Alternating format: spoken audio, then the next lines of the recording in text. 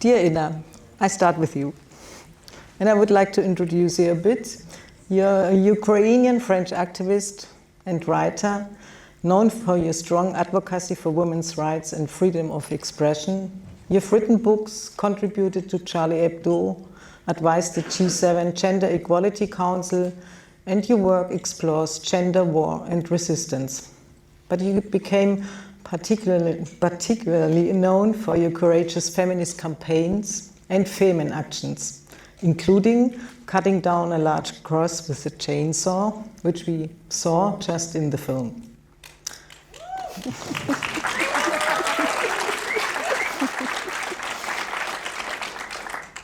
You have long criticized religion as one of the main obstacles to gender equality, and you describe yourself as an atheist. With this film, Girls and Gods, you now confront the sacred and the rebellious in women's life. In the film, you mention that you have been growing up in a strictly religious family. So I have two questions, one in another. Was there a turning point that led you to feminist activism? And what inspired you to take a closer look at women's rights and religion and to tell this story in such a powerful way and provocative way and through the medium film? Thank you. I think that I'm one of those cases where, there was no one event that triggered something, and maybe these are the stories that are for films and for something that audiences like, but that's not my story. Every day, every hour and every minute, if you want, of my childhood in Ukraine, in that Ukraine of that time, was shaping me into someone who will eventually decide to be loud, shout out of despair for this very voice that I couldn't find at that time.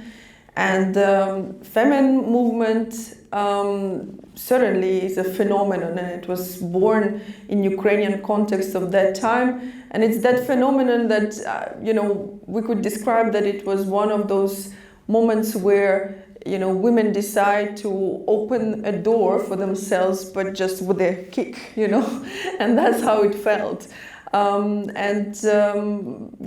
Feminine actions and in general loud protests in the streets, this is something that makes us present. But I think in a swiftly changing world and in the world that we are observing and witnessing today, I think that what is as important as shouting and marking that we are present is also staying in the room and not running away from contradictions. I think that we are it became rare that we meet in a room full of people who think differently. It's more and more often we want to sit in front of the mirrors with people who think alike, with people who guarantee us by their agreement, guarantee us certain safety, we think. And that was the démarche, and the will behind this film, to show that we can meet in contradiction, with contradiction, that we do not have to agree to be able to discuss and to talk to each other, and not be afraid of disagreements.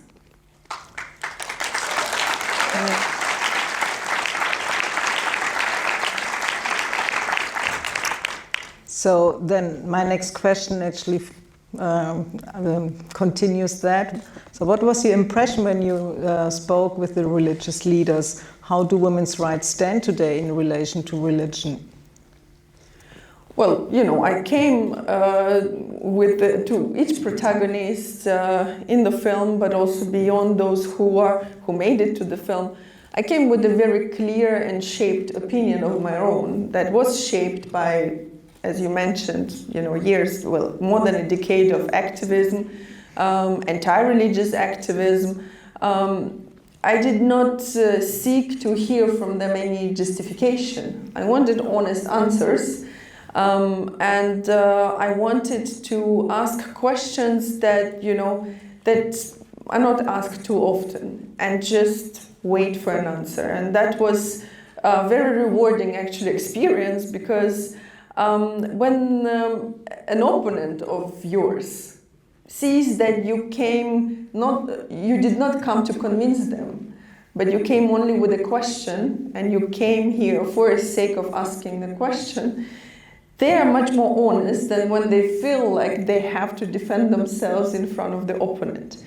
And it was absolutely a rewarding journey, you know, sometimes to really be there to listen, because I think that this is how we also learn to create situations where we don't want only to be heard, but we also want to hear the others.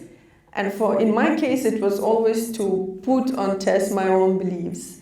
And I think that after so many years of activism, that was basically the goal I had, personal goal I had, to go to those who would be considered my ideological enemies, and not to try to convince them or not to try to change their mind, but to test my own beliefs, to convince myself that the values that I'm still ready to defend today are strong enough against those beliefs, or even against some threats. And at the end of the day, you know, after years and years of campaigning, you understand that you're not here to resolve things for others. It's already hard enough to resolve things for yourself and understand where you stand. But I wanted to come to those religious leaders or women, fellow women, who would defend ideas that to me are undefendable. And maybe with my questions to create a rupture, not to try to convince them again or solve things for them and tell them, well, this is the right path. But to pose that question that maybe will disturb and create a rupture that might lead to a certain new answers and new perspectives. And this, I hope that this is something that this film can do for the audiences, because I hope that nobody felt that this film pushes forward a certain idea or a certain way of, you know, opinion, even though there are many opinionated women and I'm among them, and I did not change my perspective throughout this journey. I still stand on what I stood about religion. But this pluralism of beliefs is not only because we don't want to impose a certain idea on audiences, which is very important, and this is something we commit to, but it's also to show that disagreement as such is already, you know, this is a goal itself, that we can voice disagreements, that we can be in the same room, and we don't need safe spaces to, you know, to feel safe, because actually I think that safety and freedom and democracy are guaranteed only when we start feeling uncomfortable, when we go out of our comfort zones and we feel a little bit unsafe facing our opponents. That only this way we can actually come out to something that can bring us all forward, and again, not just remain in front of the mirrors.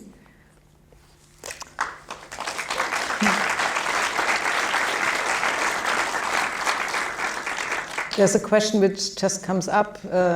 Isn't activism actually meant to solve problems? I mean, isn't activism an attitude actually that you really want to change and you want to solve? Depending what activism. In my case, no, I don't believe that activists are there to solve things. I think that activists are there to disrupt, in order to show that certain things must be solved. And the way they will be solved is up to all of us. You know, I think it's a strange idea to come that there will be certain messiahs that will come and solve things for us. This is actually something that religions claim to do. They claim to solve things for us. They give us a written script on how to live rightly. This is what, in any dictatorship or authoritarian regime, you're gonna get. It's all solved for you by others. And that's the opposite of freedom. So no, if we talk about activists who claim to stand for freedom, they're here to disrupt and disturb. And that is their contribution to individual journeys of solving something. Talking about the making of the film and also giving a voice to the directors. First of all, you wrote the screenplay to the film. How long did it take you actually to develop the idea, and were the directors involved in it? And how did you meet, or how did you start with it? Well, you know, as I said, I mean, it's years of activism and anti-religious activism as well that shape your beliefs and thoughts and questions. I knew both of them for quite a bit, and there was another project which I was involved in before, documentary project by Riahi brothers, Everyday Rebellion, which is a film about creative nonviolent protest tactics, and Femen was featured as one of those. So I, you know, as friends, directors, I reached out to them with the idea. You know, it was of course provoked. This idea of the film was provoked by my own activist stance, understanding that religion still shapes today around the world lives of so many women, and limits them, and tries to disqualify women literally from public life, from political life. In the case of Afghanistan, we just talked outside the door. We live today in the world, 2025, there is a country where women's presence, even body parts, are just disqualified, are not possible. So all of that was growing certainly inside me, alongside other feminine activists and other feminist activists and atheists with whom I was in touch and involved in many campaigning. But the decision to come actually reach out to the film directors and actually think that this could become a film was actually provoked by this environment that I noticed was changing, you know, where uncomfortable debates and uncomfortable conversations were becoming more and more unpopular. And I thought that, well, cinema, it's still a place where strangers agree to sit to each other, next to each other, very close, and spend a rather long time together. So maybe that could be, you know, precisely the right forum for such an uncomfortable debate. So yeah, that's how it all came up, but then this is up to them. Yeah, so Arash, you studied film and humanities, and you co-founded the Golden Girls Film Production, which is the production company behind this film. You've directed short films, documentaries, and 3 feature films, and your work has also won internationally awards. Verena, shortly introduction of you. You work across documentaries, music videos, and commercials, and your projects have also earned awards like the German Advertising Film Award and recognition at the New York Film Festival. If I'm correct, I'm not sure, but I actually didn't try to research, but Girls and Gods is your first co-directing film. And how did you share the directing responsibilities? It was a fluid thing. We knew that what are the challenges. Or should say auf Deutsch? English or Deutsch? English. English, okay. So we knew that the challenges are that this film is a film in which there will be a lot of talking. So we have to find a balance in that. We don't want it to be just talking heads. We don't want expert interviews. We want people talking to each other, having dialogue or debates, and we are observing that. So one challenge was to find the right way of balancing that. And it was a huge amount of material. And we tried to find the balance between the 3 religions. We tried to find the balance between Ina's character and the whole encounters that she has. The challenge was that it's not one-sided, that we don't want to win anyone. We don't want anyone to win. We want to be always the right balance, because nowadays in our society, everyone wants to know it better. We didn't want to know it better. We didn't want Ina to win. We didn't want the others to lose. That was not the point of the film. So our discussion was also this, like, us three were a lot of times debating about single sentences sometimes. Do we put it in or not? What does it have for an effect if we put it in or not? Yeah, it was great, it was challenging, it was difficult, but it was beautiful because we knew we are friends, and at the end of that film we also still want to be friends, and we still are. How much material did you shoot, and how long was the editing process? We had 800 to 900 hours of material, which we transcribed. Thanks to AI, it's a little bit easier. But we also watched it, and that was the question. But yeah, what can I say? I just want to say that I think it was, we knew it's going to be bigger than us, this movie, because it's such an important and historical relevant topic that we knew it's going to be another dimension, and therefore this collective made total sense, because there wasn't one woman or man, we were like a force and three. Yeah. It's a question for all three of you, and Ina, you already mentioned it. I found it really amazing. It's like a recurring feature of the dramaturgy in the film that you always ask questions, but the answers of your interviews, they speak for themselves and you don't comment. And at the same time, even though these are really controversial to your own beliefs, if I may say beliefs, there's always a warm farewell in the end. And I wanted you to elaborate a little bit more on that. I think it was a very deliberate decision, most probably from the script, or maybe from the editing even, because it is an editing process also. Yeah, of course. I mean, it was consciously edited, but all of those moments happen in real life. Yeah. I mean, none of this, no hug or kiss or smile was staged. The thing is that I think it's also something that film hopefully can convince the audiences about. A simple idea, but so valuable, I think, for our times, is that people in their majority are much more beautiful and nicer than institutions they're part of or ideologies they subscribe to. And ideas and beliefs have tendency to be changed and, abandoned or adopted.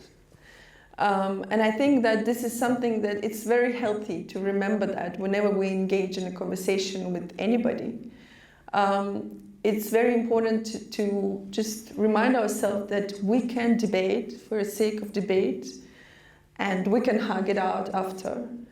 And this way, I think we also can hear each other better. If we don't consider ourselves, loudspeakers for certain ideologies, but we, with the curiosity and honesty, are ready to ask questions and disagree, and then still remain human. And I think that this is some of the most rewarding experiences that I had also in my activist path. Of course, I crossed all of that. I mean, there was times where a person's opinion would define for me a person. But that's something that you grow to learn and appreciate very much. So of course, this film, the way it was edited, the way we thought about each scene, and the way those scenes actually did happen, because that's the intention, that was the initial intention. So I'm happy that you noticed that. That's a simple truth. People and human beings are much more beautiful than ideologies that they subscribe to.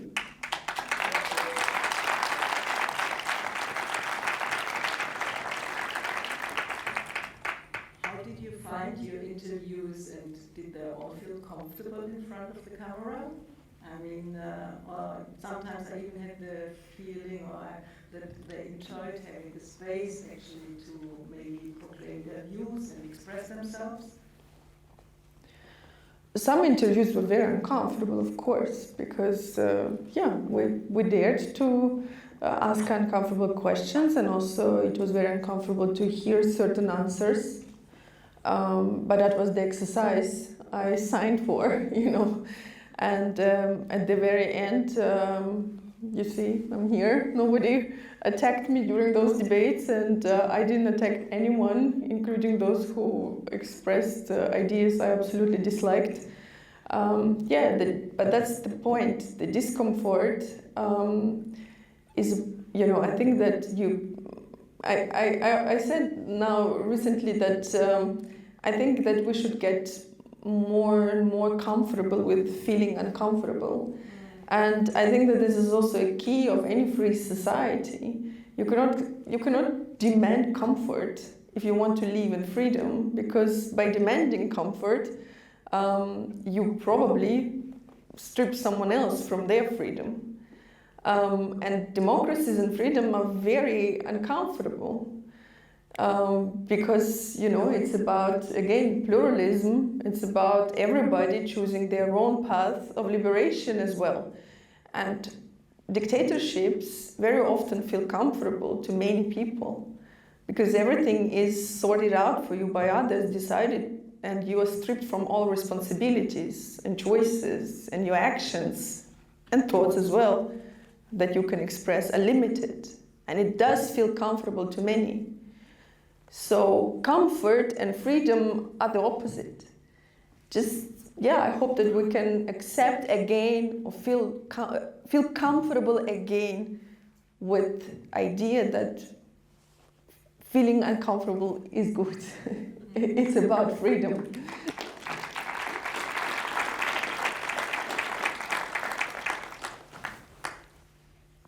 Do you think that religion and human rights or religion and feminism can coexist? Everything can coexist. The question is, can things coexist in peace? And I think that this is one of those cases that, religion and feminism can coexist. I mean, there are people, you can be a feminist and a believer for sure. I mean, in the film you do see that. But it's always a tension, it's always an internal conflict for everybody. And as systems, I am convinced through so many hours and even years of exploration of this topic, feminism, if you want a belief system or a social struggle that is there to elevate the position of women, and religion, monotheistic religion, that are inherently built on submission of women, are again inherently opposite. So if they can coexist, it's always in tension, never in peace. One or another will have to win or lose. And that is something that I think was confirmed to me personally through each discussion I had with the religious feminists, as they declare themselves. Sometimes they cannot justify their religious traditions in feminist terms. And they struggle, and some of them struggle internally very much. And it's difficult for them to admit to themselves, even if they don't do it publicly, that yes, it does not welcome women in that part of tradition or the other. And it's always, you can see that some of them have to, they do choose to use feminism and to sort of stand on the feminist side in that case and drop sort of the, defense of their religion, or try to use feminism to whitewash that specific sexist and misogynist part of their religion. So yeah, if they coexist, it's always in tension. So maybe we can open the floor for the audience. Are there any questions from the audience? Also comments. We always like to hear what you thought and felt, not necessarily a question. Yeah, we can give you the microphone. So, don't be shy. Raise your hands. Oh, okay.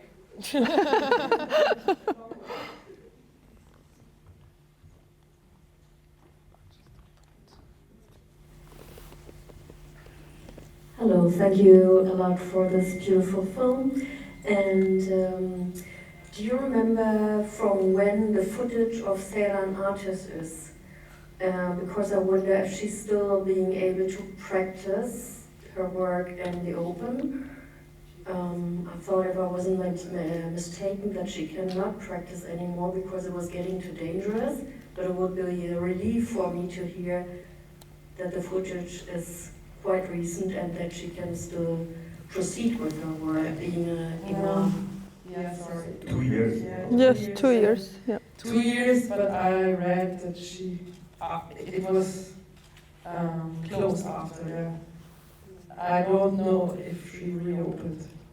Do you know? Did you hear anything? I didn't hear anything about it closing. No, I don't know about closing. Yeah, I mean, we filmed with her and her team 2 years ago. Sarah and Natesh have been living with the death threats and with the police protection 24/7 for years.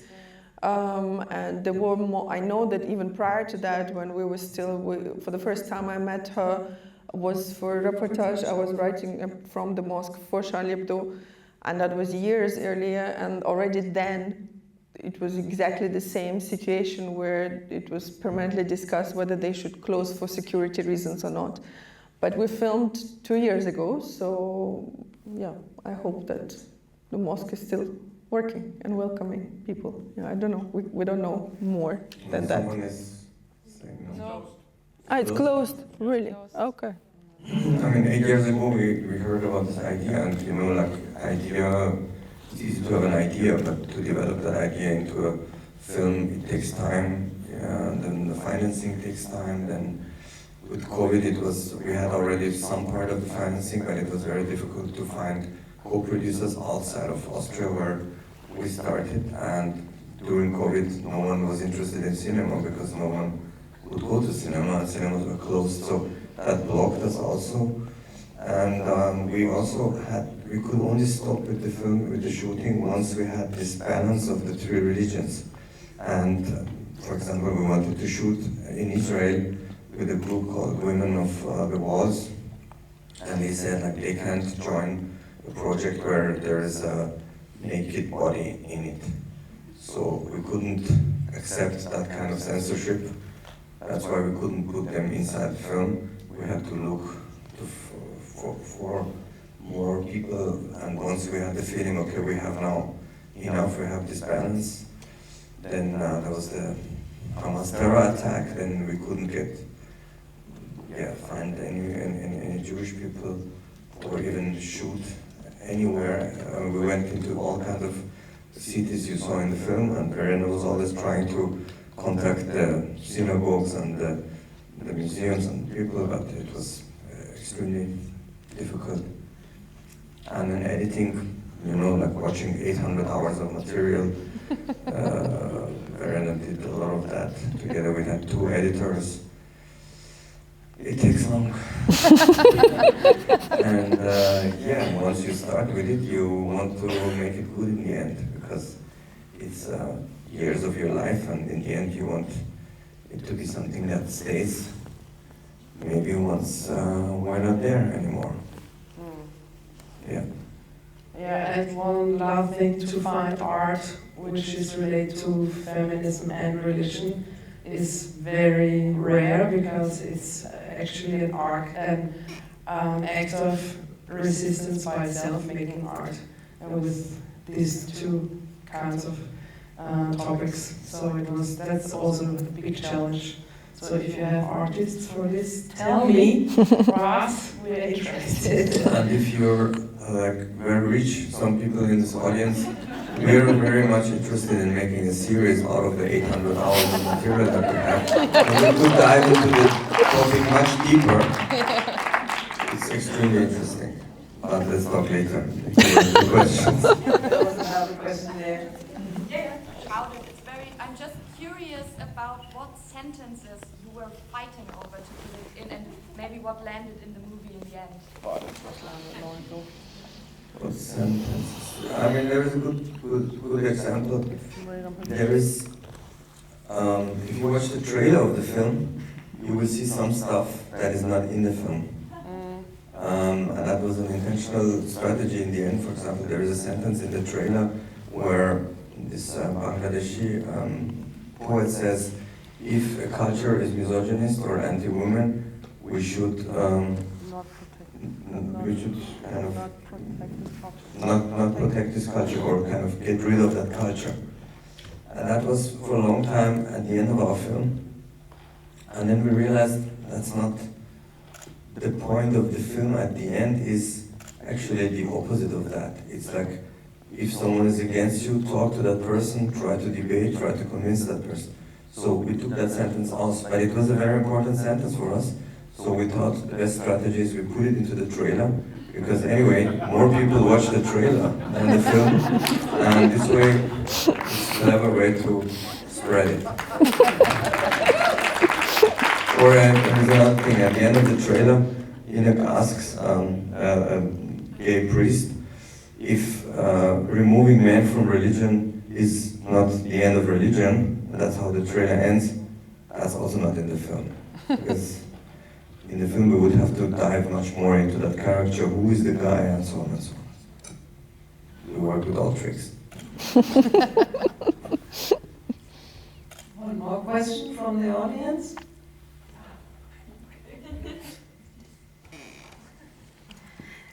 This is a question for Inna, and maybe it's a bit too personal question, but I would be interested. I mean, this is not a question for the movie, this is more a question for you as an activist. What are your top 3 or top 5 coping strategies, like in general or in your daily life, to cope with, like, you're living a life like outside the box in a society which is like worldwide mostly inside the box? Yeah, we know all what I mean by that. I ask myself, I have only one coping. I have only one coping strategy. When very often there are many days where I wake up and I'm so disappointed, so frustrated. I don't believe that we can change anything, and I'm so angry with everybody because it seems like nobody cares. And on those days I ask myself one question: so what will happen if I also stop caring? And the answer terrifies me very much. The picture that I imagine, if everybody stops caring, if all activists stop doing their little things that sometimes to majority of people seem to be useless, if every activist just stops, the picture of the world becomes so frightening and grim to me that, it works as a coping mechanism. I just continue, even if I know that it probably will not change a big picture.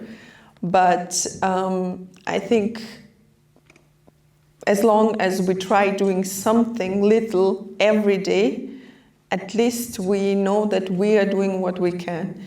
And since the topic of this festival is Afghanistan, one of the focuses in Afghanistan, I heard a very beautiful story from an Afghan woman.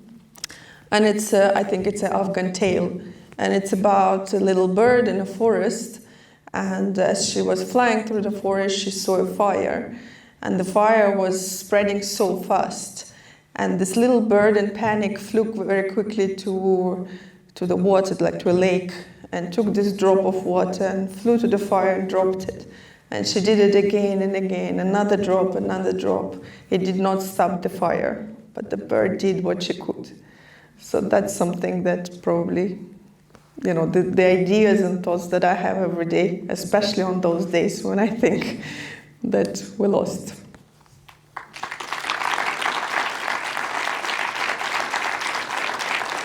I would add to that something that if you look at each of us, I assume those who are here were interested and came intentionally to watch such a film, and you're interested in a better world, you're interested in how we could maybe change the world. And a lot of us, we think we can't change the world. We can also not change the world with a film, but we forget that each of you knows so many people. You can influence so many people around yourself if you don't give up, if you start to talk to them, debate with them, with your grandparents or whatever, friends. You really can start changing the world by these little steps that you do. If you think that changing the world means to make something extraordinary, you will never do anything. But if you think that changing the world means to do something little every day, to talk with someone, to make this, to plant a tree in front of your house or whatever, small things, I see here a lot of revolutionaries changing the future. Especially if you recommend the film and come with your friends, then it's a seed, the seed of Berlin. Yeah, let's maybe sum it up with just this simple message that this film was also made to inspire you, to invite you to unite more. Even sometimes in disagreement, unite where you can. Because, I think it became so popular to separate and find separate spaces in different spaces where each of us must feel comfortable, and if you don't, we look for another space when we want to separate from the others. One thing that these bad guys, most of them are guys, they do very well is they unite where they can unite. They always unite, all authoritarians, all religious fanatics, they find common grounds in the areas of oppressing, very often women and other minorities. They are very good at uniting on shrinking our democratic, on attacking democracy as such, on shrinking our freedoms, on stripping us from our rights. They do that very well. We must also learn again, unite, even in disagreement, but unite where we can, so that this way we can still be a force. Otherwise, everybody focused on their own individual comfort. It may last for some time, but not for too long, I guarantee you. The world is changing very fast. Everybody's talking about it, and we're all overwhelmed. What's going on and why does this happen? Some are still in disbelief. But it does change, it does happen. So, my advice is actually not very, might sound like not very revolutionary. Just be happy, which means that enjoy the happiness that you have today still. The happiness of freedom, the happiness of speaking out, the happiness of debating. Just be happy and enjoy it fully. And share this happiness with others. And this is already a very important force. And just don't give it up. Don't give it up too easy, at least.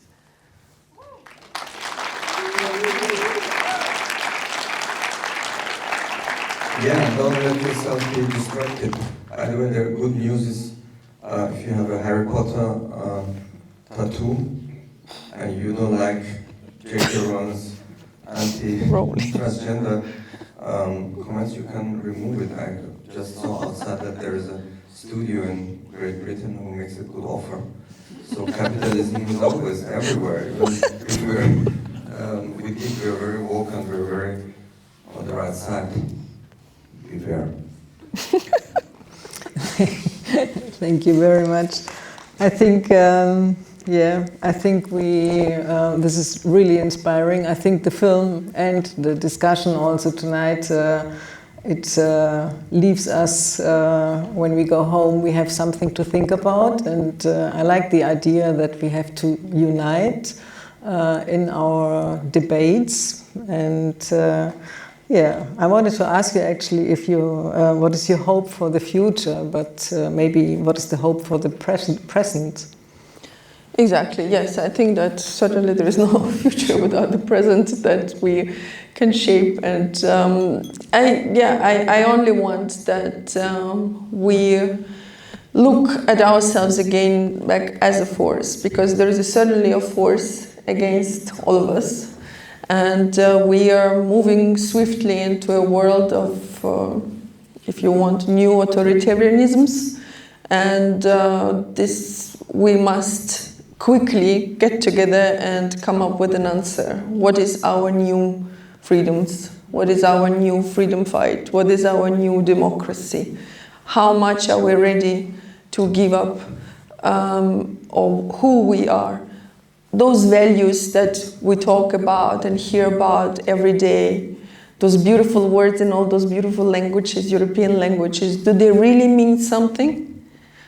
Europe, democracy, are those words, or this is what we are and what we want to be?